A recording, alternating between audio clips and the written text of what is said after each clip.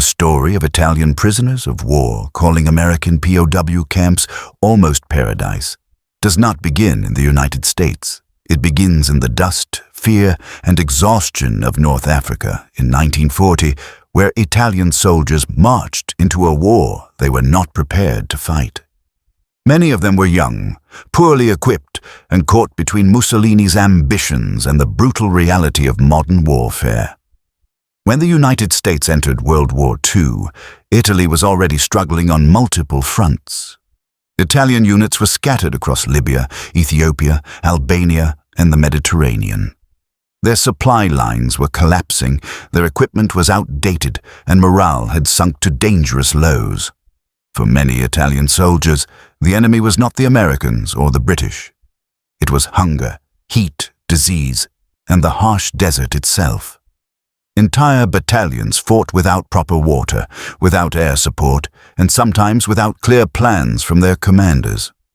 When the American and British armies began their North African campaign, Italian units found themselves overwhelmed not just by superior firepower, but by a level of industrial capability they had never imagined. American tanks rolled with spare parts that could rebuild a vehicle overnight. Italian tanks often broke down and had to be abandoned. American troops received hot meals, clean water, and medical support. Italian troops rationed bread, wine, and whatever they could scavenge. As a result, tens of thousands of Italian soldiers surrendered, many of them willingly, many of them relieved. Letters from that time describe Italian troops waving white cloths even before American patrols reached their positions. They were tired of fighting a war that felt hopeless. They were tired of Mussolini's speeches. They were tired of promises that never matched reality. What they wanted was safety, food, and a chance to survive. But surrendering was only the beginning of an experience none of them expected. When the first groups of Italian POWs arrived at American-controlled processing centers in North Africa, they were surprised by something simple. The Americans followed rules. They offered water, food, medical treatment, and humane handling. Italian soldiers who had grown up hearing propaganda about brutal Americans suddenly found themselves treated better by their captors than by their own officers. From there, thousands of POWs were put on ships and sent across the Atlantic to the United States. For these men, the journey felt surreal. They were leaving a continent torn apart by war and heading toward a country whose factories still glowed at night. They arrived in New York, Norfolk, Boston, and New Orleans, ports they had only seen in magazines before the war. For many, the moment the Statue of Liberty came into view was life-changing. A few burst into tears, others whispered that their families would never believe what they were seeing. These men had grown up in an Italy of rationing, shortages, and political control. Now they were entering a nation overflowing with abundance. Once the Italian prisoners were processed, they were sent to POW camps across the United States, from Texas to Tennessee, from Nebraska to California. And this is where their shock truly began. American POW camps operated under the Geneva Convention, but the United States went even further. The camps had libraries, sports fields, medical clinics, and weekly entertainment nights.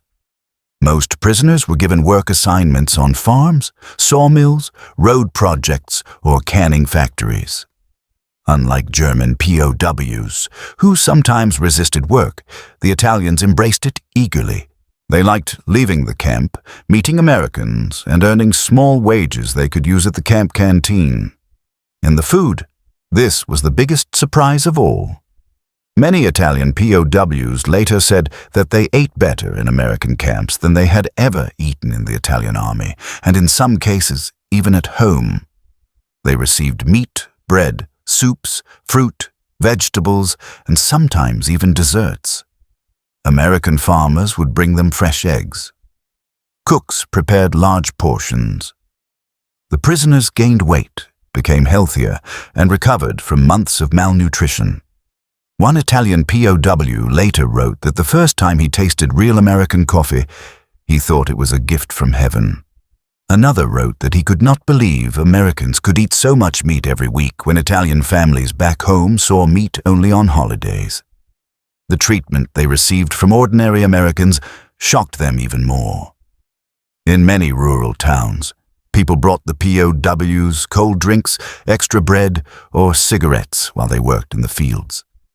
Some families invited them for Sunday dinners, under guard at first, and later, when the trust grew, with no guard at all.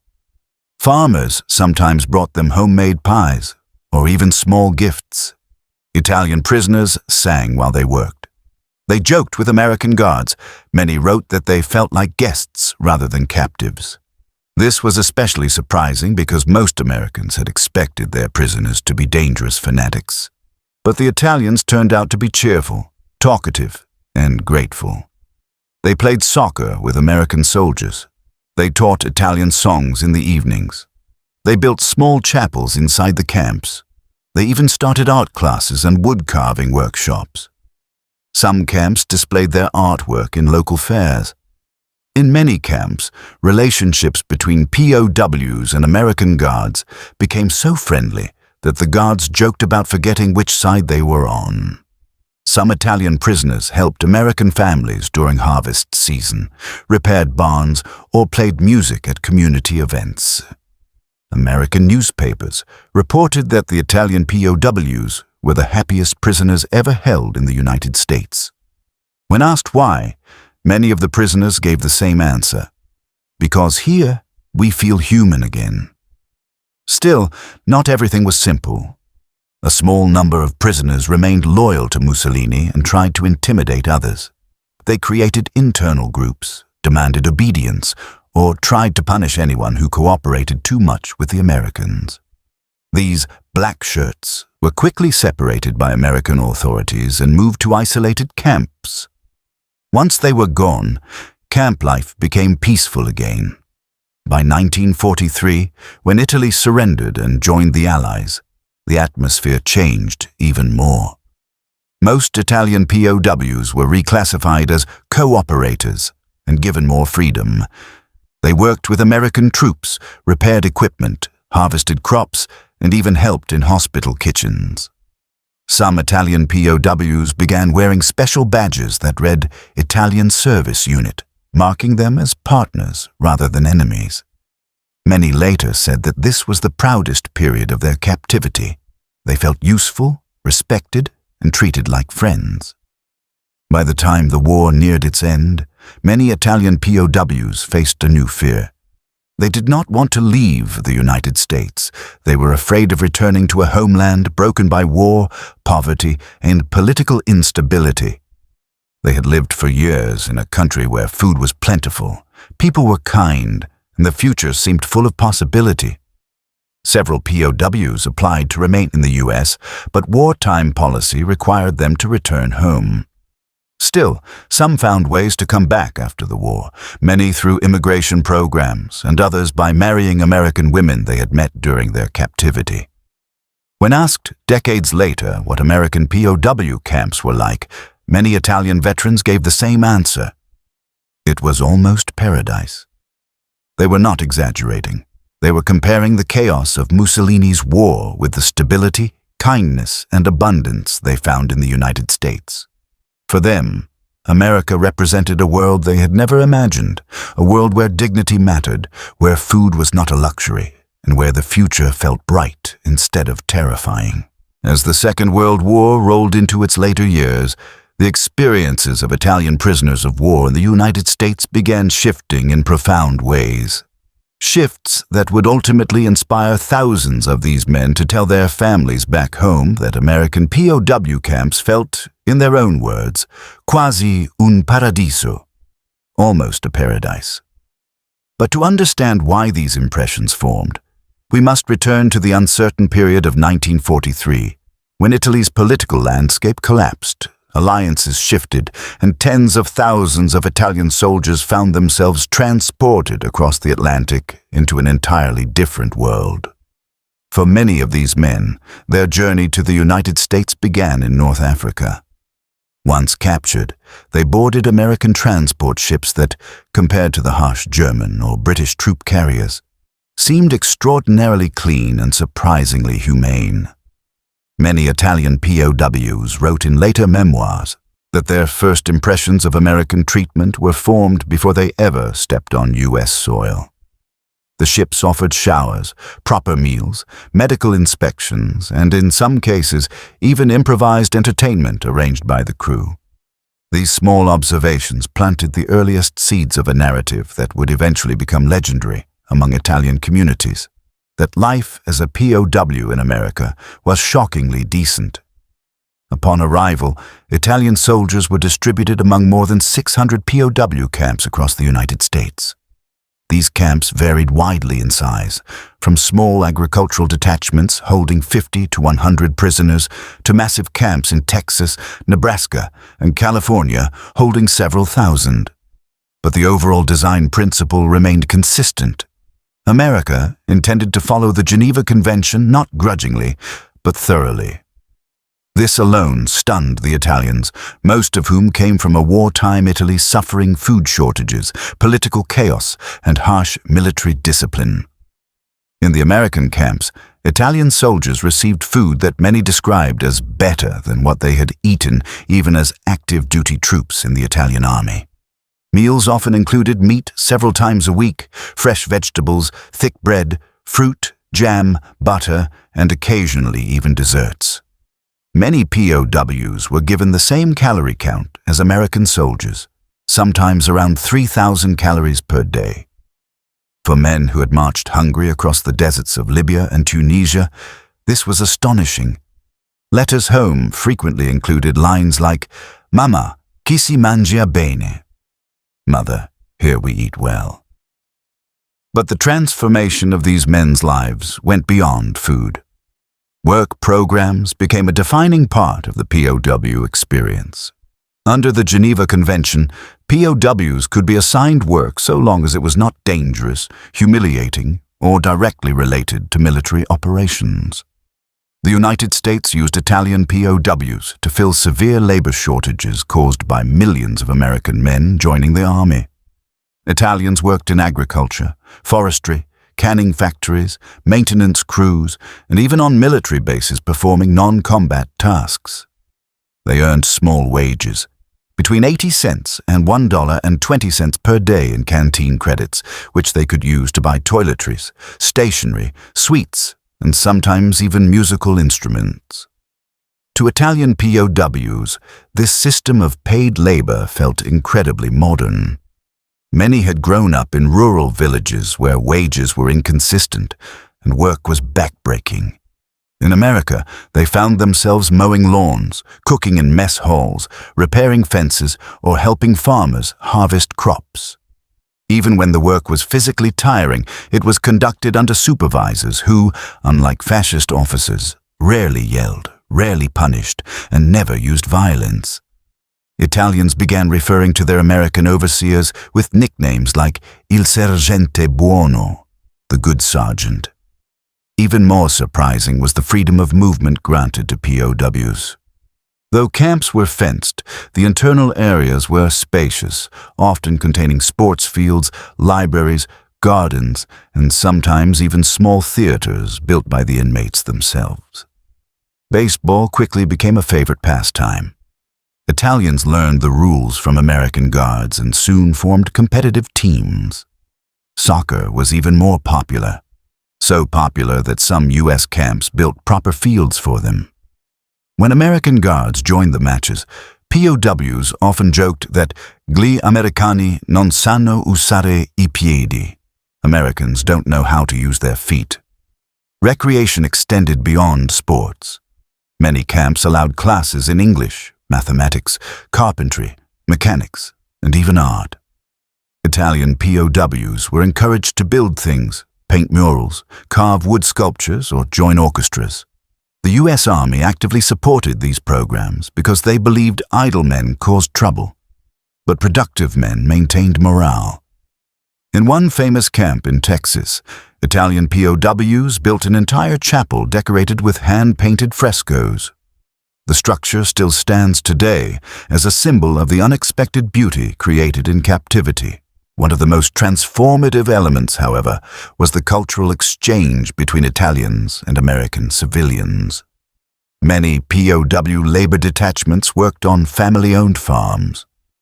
At first, local Americans viewed them with suspicion, assuming they were dangerous enemy soldiers. But within weeks, Italian POWs began winning people over with their friendliness, humor, and in many cases, their cooking skills. Farm wives were often astonished to find that Italian prisoners prepared better meals than their own families. Countless stories survive of POWs making pasta, baking bread, or teaching farmers' children basic Italian phrases. By mid-1944, the U.S. War Department noticed something important. Italian POWs were not only well-behaved, they were grateful. With Italy having surrendered to the Allies in 1943, Italy was no longer considered an enemy nation, and many Italian POWs in America were reclassified as Italian service units. These units performed essential non-combat work for the U.S. Army, from repairing vehicles to packing crates to cooking at military bases. They wore special uniforms with a distinctive insignia, received greater freedoms, and sometimes even traveled between bases under guard. Many Italian soldiers viewed this phase as an opportunity to rebuild dignity after years of war. Letters written during this period reveal a remarkable shift in mindset.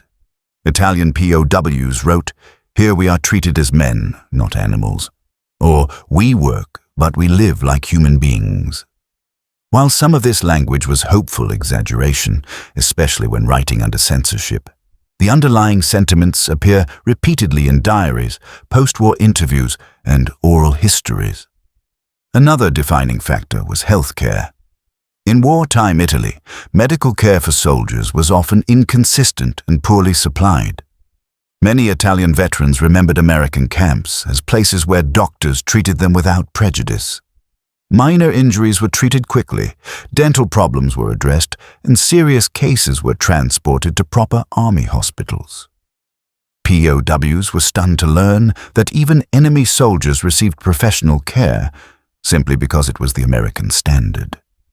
Of course, not all experiences were idyllic. Some camps were stricter, some guards were unfriendly, and certain Italian POWs struggled with homesickness or depression.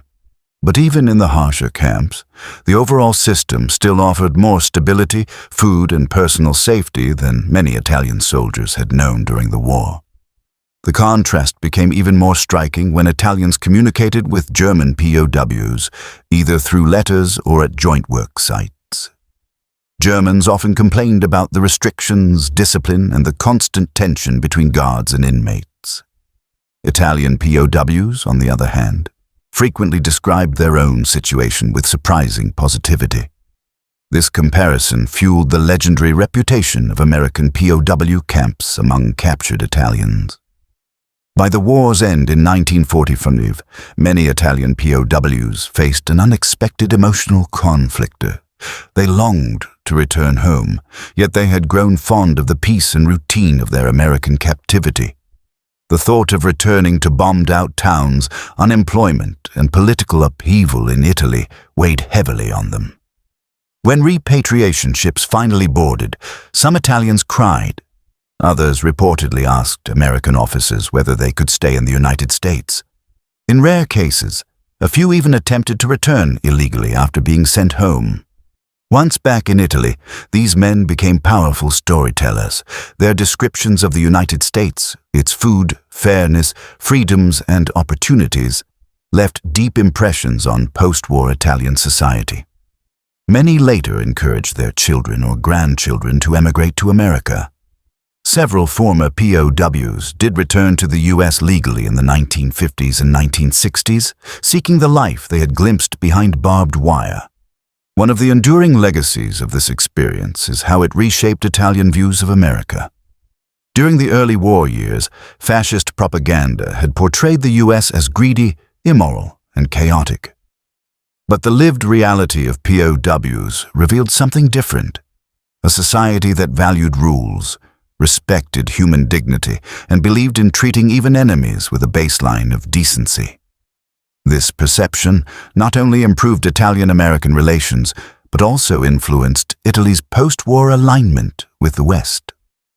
In the decades since, historians have analyzed why Italian POWs felt such strong appreciation for American camps. The reasons are complex and interconnected. The Geneva Convention's enforcement, the abundance of American resources, cultural compatibility, shared Christianity, and Italy's shifting alliances all played roles. But the simplest explanation is also the most powerful. The Italian POW experience in America was humane at a time when humanity was scarce. And for men who had lived through dictatorship, famine, and desert warfare, that contrast felt like paradise. By the mid-20th century, the phrase campo quasi un paradiso, almost a paradise, had become part of Italian memory. Former POWs would gather in small groups, retell stories of American kindness, laugh about learning baseball, or describe the shock of tasting peanut butter for the first time. These stories, passed down across generations, helped shape a narrative that continues to fascinate historians today. In the end, the story of Italian POWs in the United States is not merely about captivity. It is about unexpected humanity emerging during the world's darkest conflict. It is about men who lost a war but regained their dignity. And it is about how a nation, often criticized for its own imperfections, managed to show remarkable compassion even toward its enemies. For the Italian prisoners who lived it, the memory of that compassion never faded. And for many, the time they spent in American camps remained one of the strangest truths of the Second World War, that they found comfort, safety, and hope in a place they had once expected to fear. That is why they said it, not jokingly, not ironically, but sincerely. American POW camps were almost paradise.